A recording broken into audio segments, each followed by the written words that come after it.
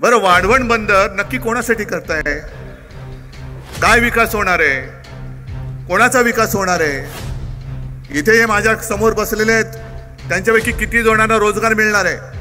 आता हे जे वाढवण पोर्ट ज्याला आपण आता मान्यता मिळवली, हे JNPT पेक्षा 3 पट मोठं आहे, 3 टाइम्स बिग, आणि 20 मीटर डीप ड्राफ्ट म्हणजे जगातलं सगळ्यात मोठं वेसल जे आहे हे JNPT वर नाही येऊ शकत, पण ते वाढवणवर येऊ शकतं.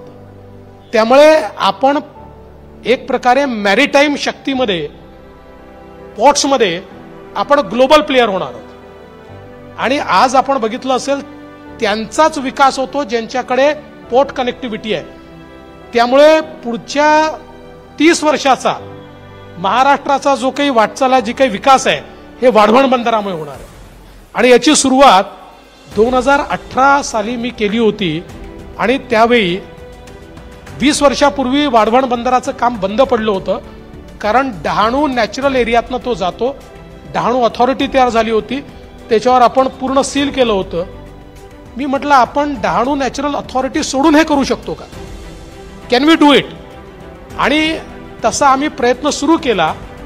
आणि आम्हाला डहाणू नॅचरल अथॉरिटी किंवा नॅचरल एरियाच्या बाहेरून थेट समुद्रातनं आम्हाला त्या ठिकाणी वाट सापडली आणि राईट ऑफ वे मिळाला. आणि तो मिळाल्याबरोबर आम्ही त्याचं काम सुरू केलं. आणि आज सगळ्या प्रकारचे अडथळे त्याचे पूर्ण झालेत. मुळामध्ये वाढवणचं बंदर हे सगळं रिक्लेमेशनने आपण तयार करतोय, कारण नॅचरल एरिया घ्यायचा नाहीये. तर आता मी तीच फिजिबिलिटी तपासायला सांगितलेली आहे की हे रिक्लेमेशन करताना आपण एअरपोर्ट करता देखील रिक्लेमेशन करू शकतो का?